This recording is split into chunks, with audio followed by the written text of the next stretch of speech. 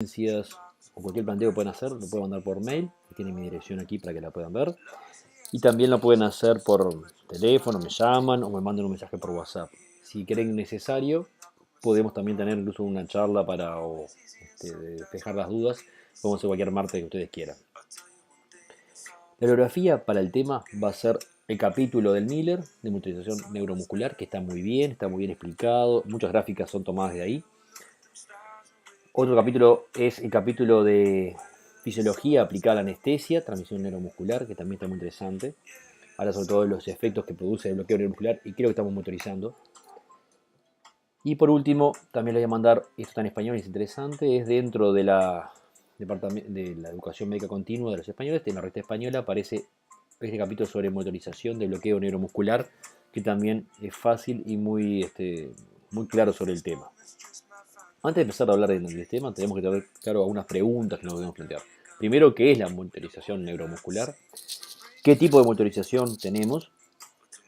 ¿Cuál va a ser el estímulo cuando hacemos una motorización instrumental? ¿Qué tipo de estímulo vamos a utilizar? ¿Para qué se usa la motorización? ¿Y por qué no se usa? Cuando hablamos de motorización neuromuscular, lo que queremos hacer es evaluar el efecto en el nivel de la unión neuromuscular de los relajantes musculares. ¿Qué nivel de bloqueo neuromuscular tenemos? Tenemos que saber que el porcentaje de receptores de acetilcolina bloqueados va a determinar el nivel de bloqueo neuromuscular. Cuanto más receptores tengamos ocupados por el fármaco, más bloqueo neuromuscular vamos a tener y eso vamos a determinar el nivel. Nos va a hablar de los diferentes niveles de bloqueo, el momento de intubarlo, el momento de extubar el paciente, la persistencia o no de bloqueo residual. También tenemos que tener algunas cosas presentes, es como que qué tipo de bloqueos producen los relajantes musculares no depolarizantes y los relajantes musculares depolarizantes como la succinilcolina. El relajante musculares no depolarizantes hace un bloqueo competitivo y esto es importante porque nos va a dar la respuesta al estímulo. Evaluamos el nivel de bloqueo neuromuscular para determinar qué cosas. El momento ideal para intubarlo, vamos a esperar que no haya ninguna cuenta de TOF para poder decir que el paciente está en condiciones de intubación con la máxima relajación de los músculos respiratorios, nos va a permitir el momento óptimo de intubación. Establecer y mantener el nivel de bloqueo neuromuscular durante la cirugía. Decimos qué cirugía queremos, en esa cirugía, qué nivel queremos de bloqueo neuromuscular. Eso lo vamos a determinar previamente, antes de la cirugía. Decimos, este paciente requiere tal nivel de bloqueo. Una vez que lo alcancemos con los relajantes musculares, lo vamos a mantener, ya sea en infusión continua o con los bolos repetidos, para mantener ese nivel de bloqueo y no otro. Vamos a establecer también, de acuerdo a la motorización, el momento de extubar el paciente, descartando la presencia de bloqueo residual. Y en un paciente que tenemos un despertar demorado, que el paciente no se recupera adecuadamente y queremos descartar la presencia de un bloqueo neuromuscular, podemos utilizar también la motorización neuromuscular para eso. Esto, si bien habla más de una comunicación entre una presináptica y una postsináptica, podemos establecer que esto es lo que sucede también a nivel de la placa neuromuscular, donde tenemos una neurona presináptica y una fibra muscular, y aquí es donde se produce la acción de los relajantes musculares que estamos tratando de motorizar.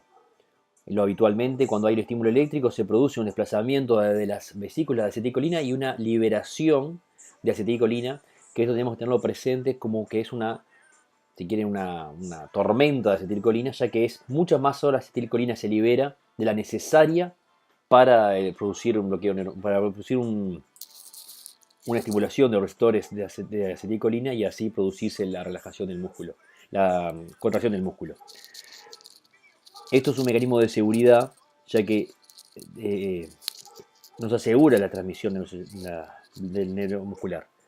Los relajantes musculares bloquean a los receptores de acetilcolina postsináptico, así evitando la transmisión del impulso eléctrico. Los relajantes musculares no despolarizantes, lo que usamos más habitualmente en nuestra clínica, también tienen acción sobre los receptores presinápticos, lo que va a hacer que también la liberación de acetilcolina también sea menor. Y esto es importante tenerlo presente, lo vamos a marcar después, para ver qué tipo de respuesta producen y cómo es la respuesta que producen ante el estímulo. ¿Qué tipo de motorizaciones tenemos? ¿Cómo evaluamos el bloqueo neuromuscular producido por los relajantes musculares? Lo podemos hacer de forma clínica, de forma indirecta, a través de medición de espirometría, por ejemplo, de manómetro, o podemos hacerlo ya con una modulación instrumental. Y esta puede ser cualitativa o cuantitativa. La cualitativa, vamos a producir un estímulo eléctrico sobre un nervio que produce una respuesta motora. Y vamos a ver que esa respuesta motora la vamos a evaluar. Verla nosotros y ver si es más o menos que la que tenía antes, si se está recuperando, eso obviamente es muy subjetivo, y táctil, que también si es un poco mejor que lo objetivable, que lo visual, también sigue siendo muy subjetivo. Y lo que se recomienda es usar elementos cuantitativos, y lo que vamos a hablar más hoy, que es objetivable. Nosotros vamos a, de alguna manera, controlar la respuesta muscular y así evaluar con un número, con una escala, para saber el bloqueo neuromuscular que tiene el paciente nuestro. ¿Qué pruebas clínicas tenemos? Bueno, las pruebas clínicas y pruebas indirectas son, por ejemplo, el volumen corriente. Podemos ver si el paciente ventila más de 5 mililitros kilo, si él es capaz de generar esa fuerza. Eso nos habla de que ha revertido el bloqueo neuromuscular. Que la capacidad vital, en el mismo sentido, la capacidad vital sea mayor o igual a 20 mililitros kilo. Que la fuerza inspiratoria, medido por el manómetro, que tenemos mayor 40 centímetros de agua. Que la elevación de la cabeza pueda mantener el paciente elevando la cabeza más de 5 segundos. Esto también es importante. Presión de la mano. Le pedimos al paciente que nos apriete la mano y vemos si esa fuerza es igual a la que tenía antes de hacer un relajante muscular. Todo evento obviamente es muy subjetivo, tiene una baja sensibilidad y tiene bajo valor predictivo para saber el nivel de bloqueo que tiene, si presenta bloqueo residual además. Otra cosa es mantener que el paciente muerda el protusor lingual o la cánula de Gale, que lo muerda y vemos cuánta fuerza tiene en la mordida.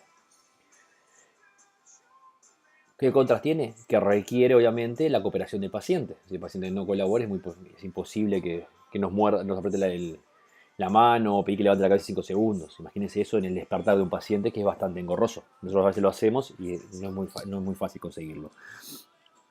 Tenemos que saber que hay interacción con otros fármacos que pueden hacer que el paciente colabore. El paciente tiene halogenados, que aparte de potenciar los relajantes musculares, ya de por sí pueden producir que el paciente no colabore. La presencia de opiáceos, el paciente no ventila porque tiene los opiáceos puestos. Otros estados mórbidos del paciente, como la hipotermia también, u otros fármacos, también pueden estar alterados, ¿no? Y no permite información precisa sobre el nivel de bloqueo neuromuscular y tiene una baja sensibilidad, lo que estábamos diciendo. Por lo cual, se pregona el uso de modulación instrumental y veíamos que puede ser cualitativa, que es la visual o táctil, o la cuantitativa, que es objetiva, les nos va a dar un número, un valor, una gráfica, que podemos compararla. Y esta es la que vamos a hablar hoy. Modulación instrumental. ¿Qué es lo que hace? ¿Cómo funciona? Vamos a producir una estimulación eléctrica, ¿no?, sobre un nervio periférico motor que va a inervar determinado grupo muscular. Y nosotros vamos a buscar la respuesta de ese grupo muscular, ¿no? Vamos a evaluar estimulando eléctricamente, por lo cual no necesitamos la colaboración del paciente, se estimula eléctricamente el nervio y se tiene que producir una respuesta motora. Sin relajantes musculares vamos a tener una respuesta motora máxima. Cuando empiezan a actuar los relajantes musculares y a medida que va avanzando el bloqueo, a medida que van ocupándose la mayor cantidad de receptores de acetilcolina, esa respuesta va a ir disminuyendo hasta desaparecer completamente. El estímulo, por las características que tienen las neuronas, las células repolarizadas, tiene que ser supramáximo para estimular todas las fibras. Vamos a hacer un estímulo que una vez que conseguimos un estímulo que genere una respuesta máxima, vamos a medir la respuesta motora, vemos cuánto contrae, por ejemplo, el aductor de pulgar. Cuando llegamos a lo que contrae lo máximo, la máquina lo que va a buscar es estimular por arriba de ese estímulo, para asegurar inervar todas las fibras nerviosas y así alcanzar las fibras musculares. Una vez administrado el relajante muscular, la respuesta muscular al estímulo eléctrico que estamos haciendo va a disminuir progresivamente hasta desaparecer en función del número de receptores ocupados. El estímulo debe ser de forma cuadrada para evitar el fenómeno de conversión. No puede ir aumentando el estímulo de intensidad. Tiene que ser el estímulo máximo ya desde el principio y mantenido. La respuesta motora se evalúa en forma visual o táctil, que lo decíamos la cualitativa, que no lo hacemos nosotros habitualmente en nuestra clínica, y instrumental y cuantitativa. La instrumental, cómo medimos la fuerza, la contracción, la intensidad de esa respuesta motora, va a ser de forma mecánica, va a ser eléctrica también, puede ser eléctrica, por acelerometría, unas piezas que se colocan en en el pulgar y ve cuánto se acelera ese pulgar al moverse. Piezas eléctricas, como tenemos en los batesomedas, que al conmoverse esa pieza de plástico va a generar una respuesta eléctrica que después es interpretada por el instrumental. Esto es lo que vemos aquí. Esto es muy parecido a lo que usamos en los monitores de anestesia del hospital de clínicas, el batesomedas, o como tenemos también en el Hospital Maciel, en los hospitales, donde vemos una estimulación eléctrica que va a producir la contracción de la eminencia tenar y va a traer esta pieza piezoeléctrica, se va a deformar y va a producir una corriente eléctrica que va a ser detectada por el monitor. Vamos a buscar la respuesta motora del grupo muscular inervado por fibras nerviosas superficiales y accesibles. Si son fibras profundas o difíciles de acceso, no nos van a ser fáciles de hacer. Tenemos que tener presente que la sensibilidad de los diferentes grupos musculares es distinta a los relajantes musculares, por lo cual va a haber grupos musculares que van a responder de forma más precoz a la administración de un relajante muscular y se va a recuperar también de forma más precoz y otros van a demorar más. Y esto lo vamos a ver ahora en las gráficas que tenemos a continuación. Esto es importante. Debemos saber que los músculos respiratorios, los músculos abdominales, por ejemplo, como los músculos del diafragma, los músculos respiratorios, se recuperan mucho antes que el aductor del pulgar. Esto es una cosa importante a tenerlo en cuenta, porque a veces vemos que el paciente tiene movimientos respiratorios y sin embargo tenemos en el TOF una respuesta de que estoy acularizado completamente el paciente. Y no es por falla en el monitor, sino que es lo que estamos midiendo. Y no tenerlo presente. Otra cosa importante a tener en cuenta, que eso después es más práctica, y eso lo podemos charlar después cuando estén en la clínica, es ver cómo se colocan. Esto no está de todo bien colocado. El monitor tiene que colocarse, cuando usamos este que es el más común, el autor de la tenar, tenemos que ponerlo sobre el nervio cubital a no más de 5 centímetros de separación de un electrodo de otro, limpiar la piel previa para evitar que la interferencia que pueda haber en la grasitud de la piel, que no se tramita adecuadamente la intensidad de la corriente. Eso habla un poco de la impedancia. Y cómo colocar la mano en forma neutra para que no interfieran con otros movimientos. Es lo que le decíamos de la diferente sensibilidad que tienen los grupos musculares a los relajantes musculares. Así podemos, por ejemplo, en esto que es una gráfica de tiempo y porcentaje de cuán ocupados están el receptor, vemos que al principio tenemos el paciente totalmente sin ningún efecto y a medida que empieza a actuar el relajante muscular, vamos a ver que lo que primero se va a obstruir por el flujo que tiene sanguíneo va a llegar rápidamente a los músculos laringeos y vamos a encontrar las condiciones de intubación óptimas.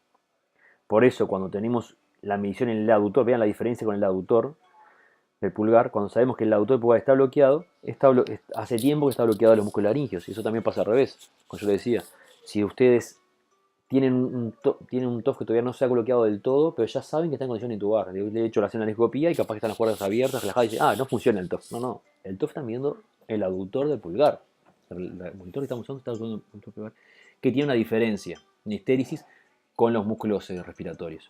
Y a su vez en la recuperación. El paciente capaz que ya empieza a tener respuestas en los músculos respiratorios cuando el autor todavía muestra que estuviera bloqueado. Eso tenemos que saberlo, eso es un mecanismo de seguridad. Pero tener eso también es no tenemos que estar presentes. Cuando decimos, el paciente está curalizado, lo tenemos con TOF 0 y el paciente está respirando. ¿No? Eso es normal, eso es normal que pase eso. Esta gráfica cuando va a la musculares es muy parecida a lo que sucede con el diafragma. El diafragma es muy resistente, por suerte, a los relajantes musculares y se va a recuperar precozmente. Entonces podemos ver, por ejemplo, que el cirujano dice, el paciente está haciendo fuerza, ¿no? Está haciendo fuerza respiratoria, eso le interfiere, por ejemplo, en la cirugía abdominal, y nosotros decimos, no, tiene un TOF cuenta de 0. El paciente, el aductor del pulgar sigue bloqueado, pero los músculos abdominales ya está empezando a respirar el paciente. ¿No? Eso no es falla del monitor, sino que es cómo estamos midiendo. Bueno, ¿qué tipo de estímulo vamos a buscar? Ya lo estuvimos hablando un poco al pasar, pero vamos a nombrarlos específicamente. El estímulo simple, el tren de 4, el TOF. La estimulación tetánica, el recuento post-tetánico y la estimulación de doble ráfaga. De esto, lo que usamos en la clínica moderna, habitual, es el tren de 4 y el recuento post-tetánico. ¿Cómo funciona? Un estímulo simple es, como dice, es un estímulo simple, es una sola descarga eléctrica y vamos a comparar qué respuesta motora tiene. Esto es fundamental, tener un control, tenemos que hacer la primera muestra con el paciente sin relajante muscular. Hacemos un estímulo eléctrico, por ejemplo sobre el autor del pulgar, y vamos a ver la respuesta que tiene en la aducción del pulgar. La objetivamos, tenemos un monitor y lo hicimos. Y es lo que vemos acá. Un estímulo eléctrico y empieza a hacer efecto relajante muscular y cada vez las respuestas van a ser cada vez menores en comparación con la de control hasta que desaparece completamente. Y progresivamente, a medida que va pasando el efecto de que el relajante muscular pasa a la circulación sistémica y dejan de estar los receptores ocupados, disculpe, a medida que empiezan a quedar los receptores libres, cada vez tenemos una respuesta mayor en comparación al control hasta alcanzar el mismo valor que el control. Esto es lo que decíamos. Va a haber la atenuación a nivel de bloqueo. No permite diferenciar distintos niveles de bloqueo. Es muy difícil saber en qué nivel de bloqueo estamos acá y también es muy difícil para determinar si hay presencia o no de bloqueo residual en esta situación. Este tipo de estímulo no se usa en la clínica habitual. El tren de 4, esto sí es importante porque este es el que usamos nosotros en la clínica y se usa y es el que está en todas las publicaciones. El Train of 4, disculpen en inglés, pero tren de 4, el TOF, son 4 estímulos idénticos, ¿no?, seguidos, que van a generar en un paciente sin relajante muscular 4 estímulos, 4 respuestas que son iguales entre sí. Esto es lo que vemos acá. 4 estímulos, 4 respuestas idénticas. Nos va a dar 2 valores a medida que empieza a actuar el relajante muscular. Acá tenemos un tren de 4 que tiene 4 cuentas. El TOF cuenta, número de respuestas, va a ser de 4 acá. TOF C4. Y lo otro importante, que el TOF no requiere un control, porque lo que va a darnos el valor es entre cuántas cuentas obtengo y la relación entre la cuarta respuesta con la primera. A principio, en un paciente sin relajantes, tenemos un TOF cuenta que es 4 y la relación entre la cuarta y la primera es del 100%, son iguales. Y esto es importante porque el TOF cuenta, el TOF nos va a dar, es la primera diferencia que vamos a obtener, por ejemplo, con los relajantes musculares despolarizantes y los no despolarizantes. ¿Qué sucede? Cuando nosotros usamos un relajante muscular no despolarizante, ¿no?, el atracurio, rocuronio, mibacurio, a medida que empieza a actuar el relajante muscular, se empiezan a ocupar los receptores de acetilcolina. Hacemos un estímulo, vamos a liberar acetilcolina en la neurona sináptica y se va a producir una respuesta. La siguiente estímulo, recordemos que los receptores, los relajantes musculares no despolarizantes también hacen una acción presináptica. Recuerden la gráfica que habíamos visto hoy, ahora la mostramos de vuelta. Por lo cual, el siguiente estímulo va a ser con menor acetilcolina, por lo cual la segunda respuesta va a ser menor a la primera. A su vez, asimismo, la tercera respuesta, como hay menor acetilcolina aún, va a ser de menor intensidad, así como la cuarta. Y esto es lo que vemos, ese fenómeno de atenuación que ocurre con los receptores, con los bloqueantes musculares no despolarizantes.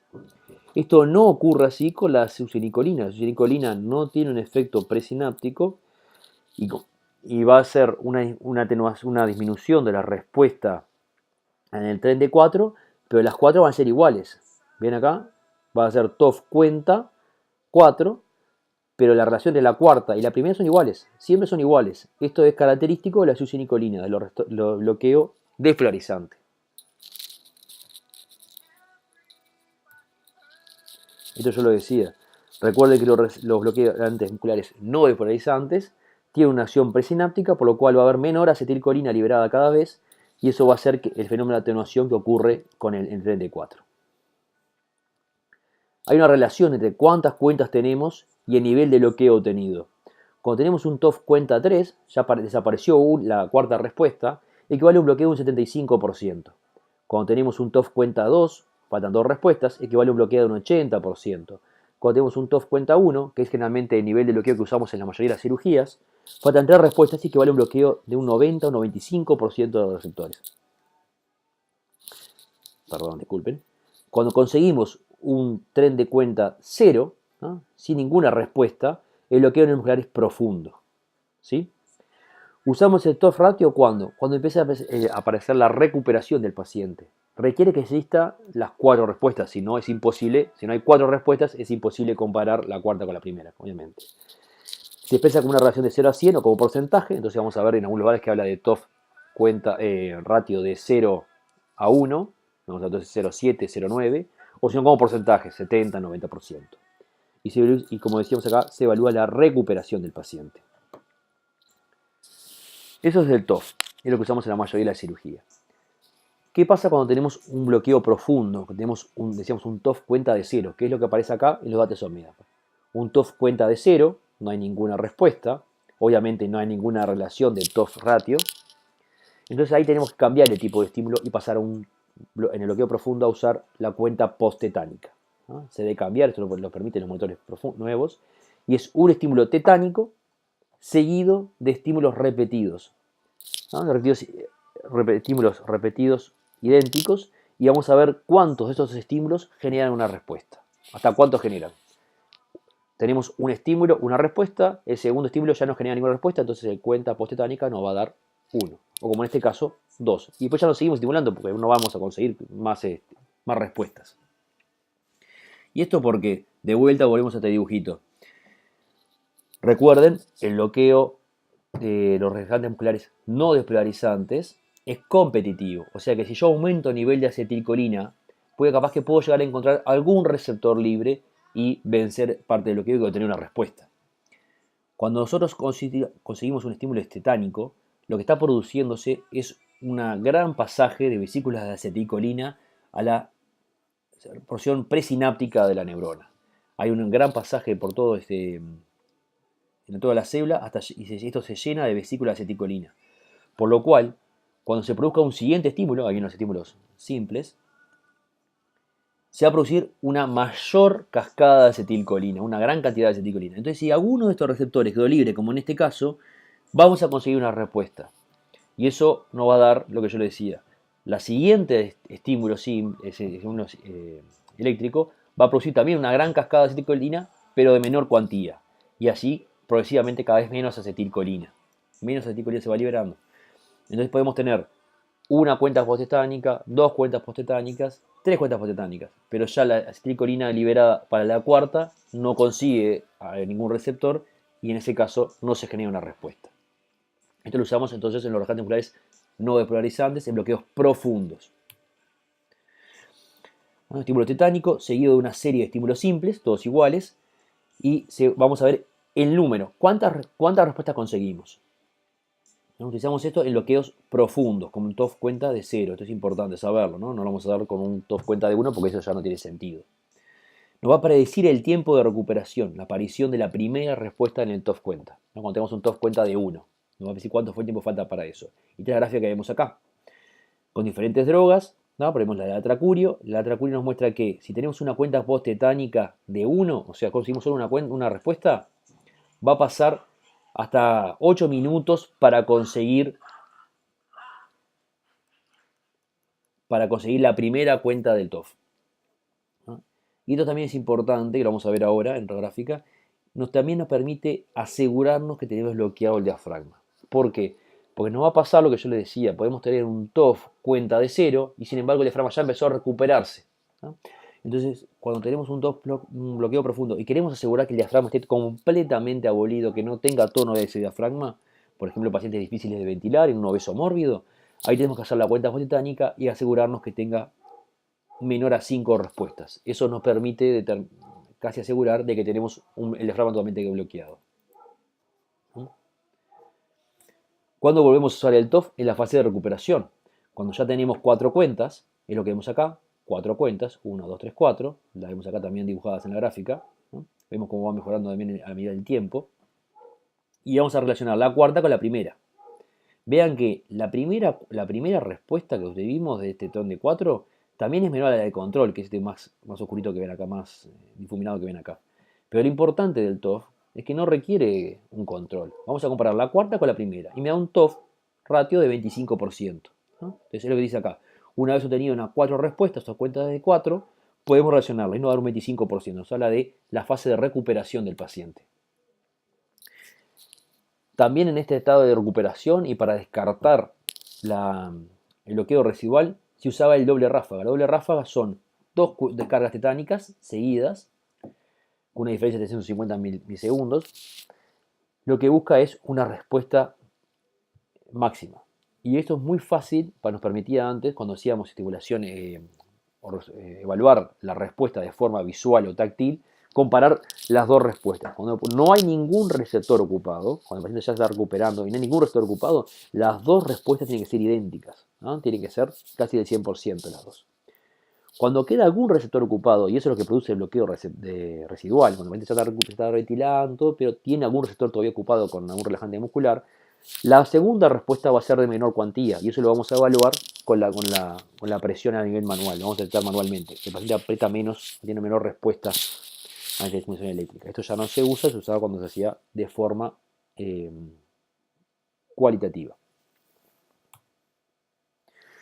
Bueno, entonces si tenemos una cirugía tipo, ¿no? Y vamos a hacer relajantes musculares, ¿qué tipo usamos durante la cirugía?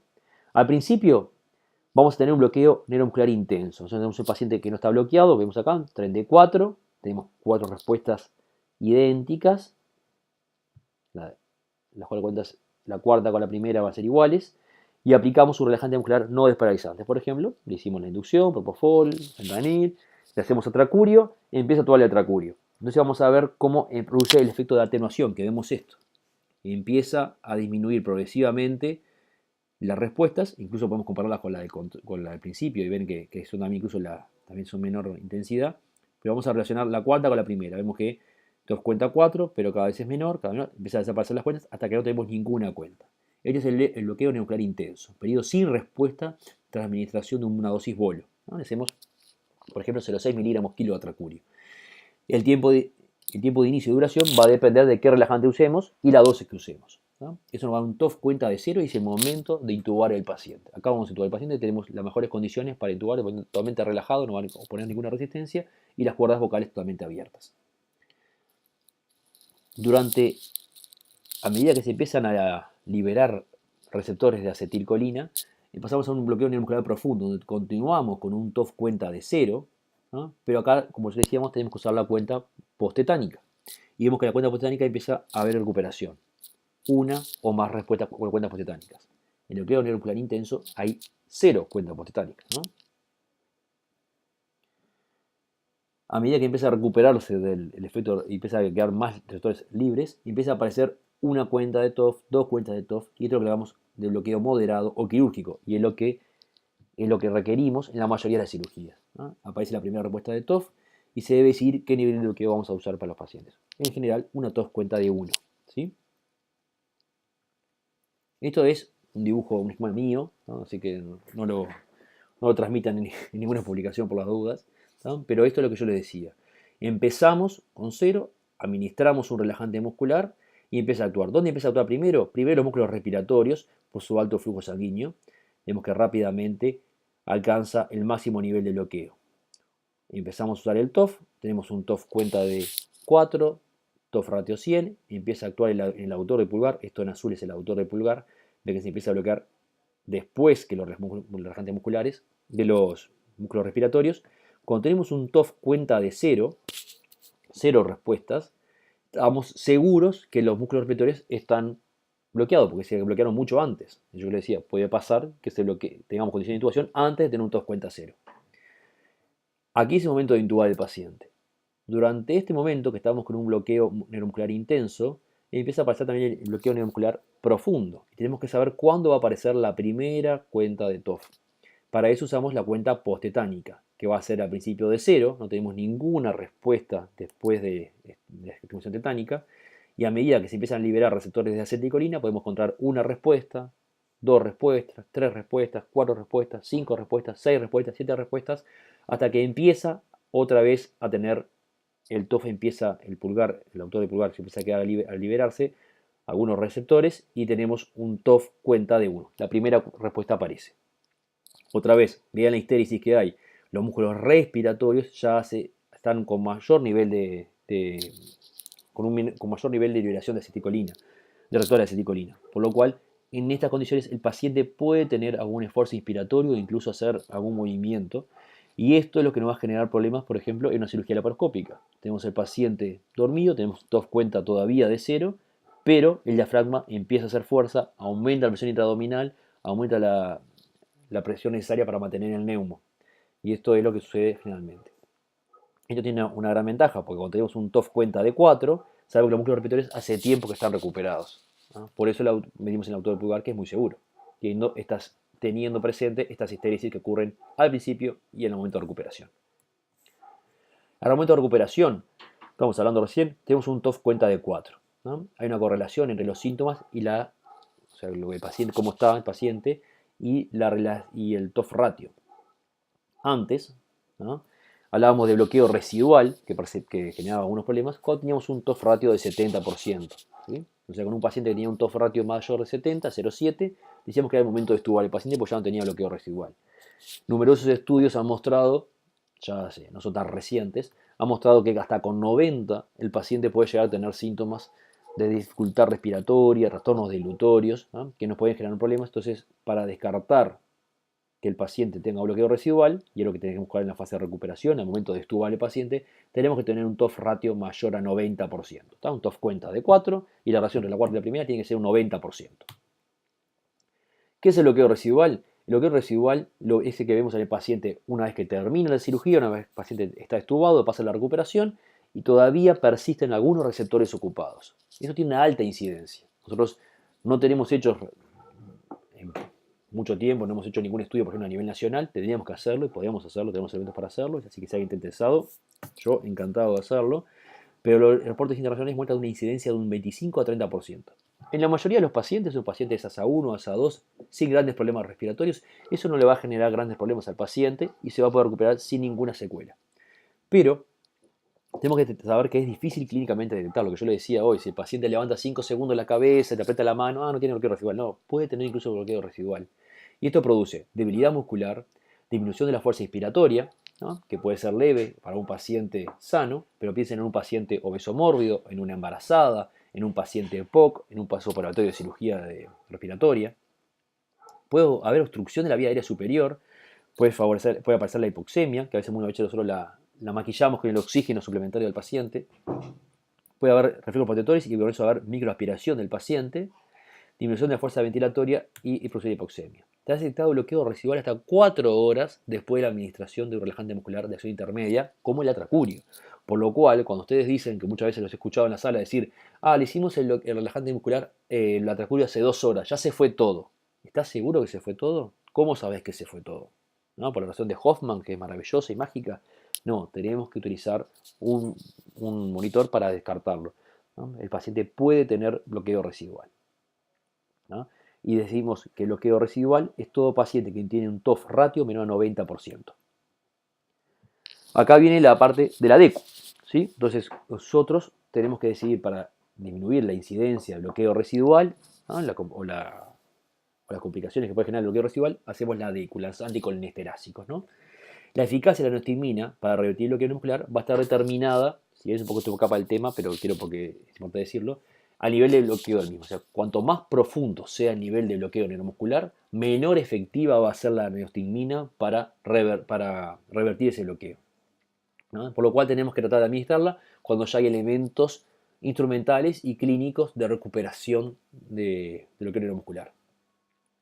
Ante bloqueos profundos no consigue revertir el bloqueo neuromuscular, y recordemos que la anostigmina tiene un efecto techo, no podemos seguir administrando más y más anostigmina porque no va a aumentar. Y esto también es importante, cuando el paciente ya no tiene bloqueo residual, cuando tenemos un TOF ratio mayor a 90, puede ser, o sea, la anostigmina es perjudicial, es nociva, ya que puede generar, el exceso de acetilcolina puede producir un efecto antagonista y generar un bloqueo neuromuscular. Entonces un paciente que ya no tenía efecto residual, bloqueo residual, ustedes por no medirle con un TOF un TOF ratio, mayor a 90, le hicieron la DECU y generaron un problema. Entonces, ¿cuándo hacemos DECU? Si hay bloqueo neuromuscular profundo, no hay que administrarlo. Tenemos que esperar la reversión del bloqueo neuromuscular. Tenemos un TOF cuenta ya de 2, y si tenemos mejor de 3 o 4. Tenemos que adecuar las dosis de inostigmina a nivel de bloqueo. Con un TOF cuenta de 2 a 3, una anostigmina de 0,04 a 0,05 miligramos kilo. Cuando ya tenemos un nivel de bloqueo más superficiales, menos nivel de bloqueo, anostigmina a menor dosis. En la recuperación, si tenemos clínica de bloqueo neuromuscular y tenemos un TOF ratio que habla de menor del 70%, tenemos que hacer dosis de 0,02 miligramos kilo. Y cuando hay un TOF ratio mayor a 90, no hacer DECU. fue la recuperación espontánea. Y eso, eso sí puede pasar. Tenemos un paciente que le hicimos hace 2 horas el atracurio, le ponemos el monitor en ese momento y vemos que el paciente tiene un TOF ratio de 90. La DECU ni la cargues, dejarla para otro paciente. Bueno, ¿es necesario el bloqueo en la mutación? Yo creo que sí. ¿Por qué? Porque hay una gran interindividualidad de la respuesta a los relajantes musculares. No todos los pacientes responden de forma igual. Decimos, le hicimos acuacurio. No, los pacientes tienen una variación individual, no todos los pacientes responden de forma igual. Ustedes les haber pasado ya en estos tiempos que tienen anestesia, es pacientes que le haces dosis adecuadas para el peso y sin embargo quedan más tiempo bloqueados, o pacientes que se recuperan más rápidamente. Hay interacción con otras drogas, tanto anestésicas, los halogenados claramente tienen una potenciación de relajantes musculares, como no anestésicas, los antibióticos, antagonistas y otras medicaciones que pueden afectar el bloqueo neuromuscular. Hay una mayor sensibilidad a las pruebas clínicas, la mutación instrumental es más sensible que las pruebas clínicas para establecer el grado de bloqueo y determinar que necesitamos para la cirugía. Detectamos también, esto es importante, el bloqueo de fase 2, ¿no? Cuando tenemos una colina que ya nos puede hablar de, por ejemplo, una costilla atípica. Puede aparecer, eso lo vamos a detectar con el bloqueo neuromuscular. La diferencial del bloqueo neuromuscular como causa de retraso del despertar, que decíamos al principio, y esto es fundamental, detectar el bloqueo residual.